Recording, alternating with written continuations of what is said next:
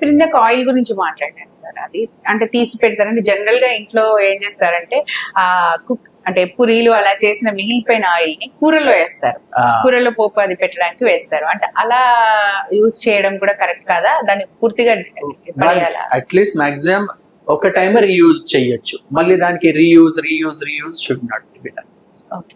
Even వీటిలో కూడా sir అంటే మనకి చుట్టూ ఉన్న పదార్థాల్లో ఫుడ్ విషయాల్లో ఏది తినాలో ఏది తినదో తెలియట్లేదు. ప్రతి ఒక్క దాంట్లో క్యాన్సర్ ఉండొచ్చు అంటున్నారు. అంటే ఇంట్లో వాడే ఏదైనా సరే, అంటే ఇప్పుడు ప్రిమీర్ అంటే చెప్పారు ప్రిజర్వేటివ్స్ ఇవి దీని గురించి మాట్లాడారు, కానీ పళ్ళు కావచ్చు, కూరగాయలు కావచ్చు, వాటిలలో పెస్టిసైడ్స్ అవి వాడుతున్నారు. సో దానివల్ల క్యాన్సర్ అవుతుందని అంటారు. అట్లాగే ఇంట్లో క్లెన్జింగ్ కి వాడేవి కానీ, మన సబ్బులు, యుటెన్సిల్స్ ని అంట్లు తోముకోవడానికి వాడే సబ్బులు కానీ, బట్టలకి డిటర్జెంట్స్ కానీ అన్నిట్లలో క్యాన్సర్ అంటున్నారు. అంటే ఇది ఇంత ఒక రకమైన పానిక్ సిచ్యువేషన్ అయిపోయింది. దీని గురించి మీరు ఏం చెప్తారు sir? Too much use of plastics, too much use of chemicals, too much use of pesticides. అంటే see what is in our hand we can prevent it.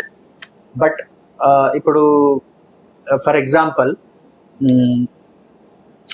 As much as possible we should use either metal or glass thing. అదే మన చేతిలో ఉంది, correct? So ఇప్పుడు మన ఇంట్లో అన్ని plastic లో ఉంటుంది. So we can replace it with either glass or metal things.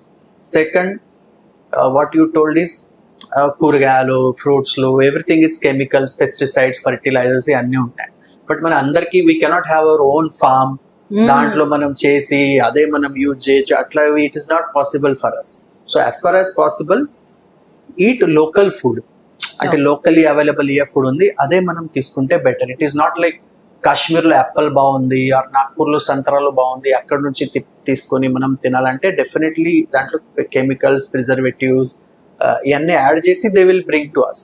So మన దగ్గర లోకల్ ఏం అవైలబుల్ ఉంది అదే తింటే better.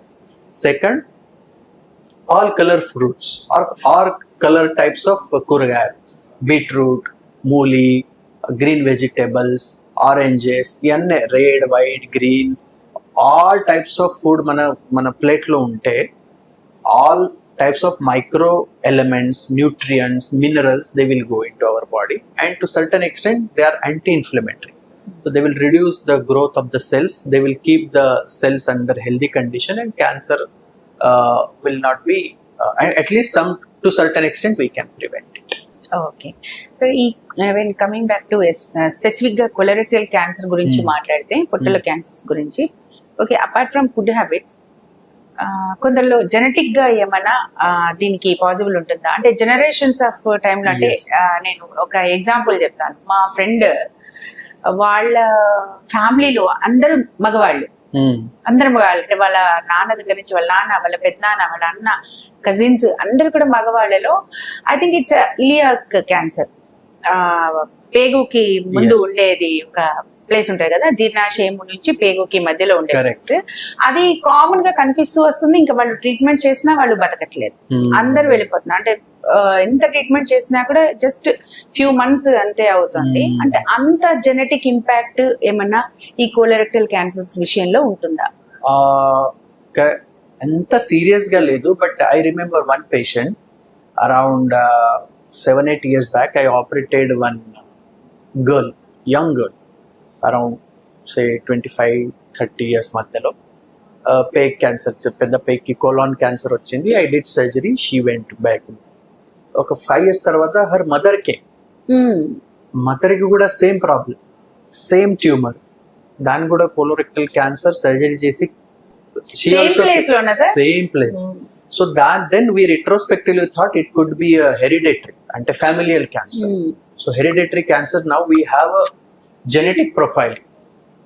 So we take the sample, we check it into the DNA level, we do next generation sequencing. Dantlo bayata padindi she has a what you call as hereditary cancer syndrome, familial adenomatous polyposis.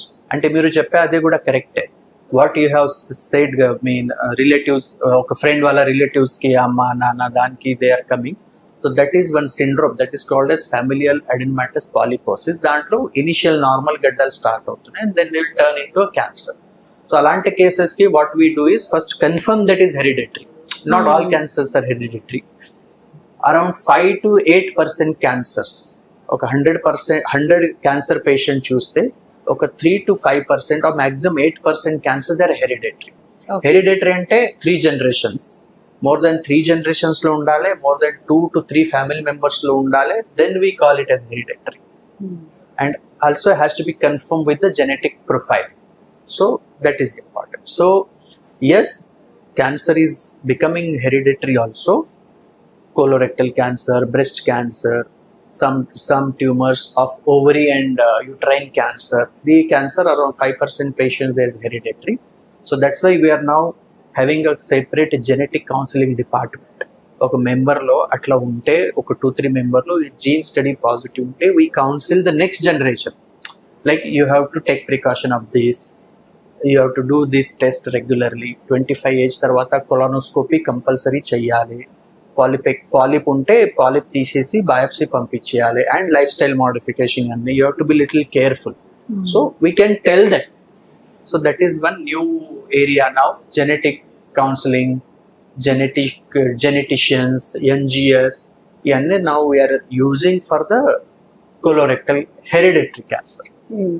అంటే ఇప్పుడు ఒకవేళ వాళ్ళకి ముందే ఉంది అని, ఇప్పుడు మనకు genetic టెస్ట్ల ద్వారా ఈ ఛాన్సెస్ అదే నెక్స్ట్ జనరేషన్ కూడా క్యాన్సర్ వచ్చే ఛాన్సెస్ అనుకున్నప్పుడు, వాళ్ళు ప్రికాషన్స్ అన్నారు మీరు ముందే చెప్తాము అని, అంటే వాళ్ళు ఫుడ్ హ్యాబిట్స్ కరెక్ట్ గా పెట్టుకొని వేరే అదర్ బ్యాడ్ హ్యాబిట్స్ లేకుండా కరెక్ట్ లైఫ్ స్టైల్ పాటిస్తే కనుక మాక్సిమం ప్రివెంట్ చేయొచ్చా వాళ్ళని? Yes, and regular screening.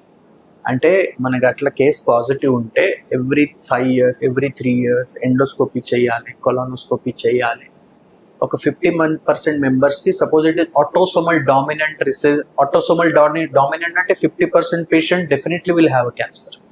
So but out of 4, 2 kids will have a cancer. So అట్లా ఉంటే రెగ్యులర్ గా స్క్రీనింగ్ చేసి before it become cancer we have to take it out. Okay. So that అట్లా కూడా చాలా cases ఉన్నాయి, and they are doing well.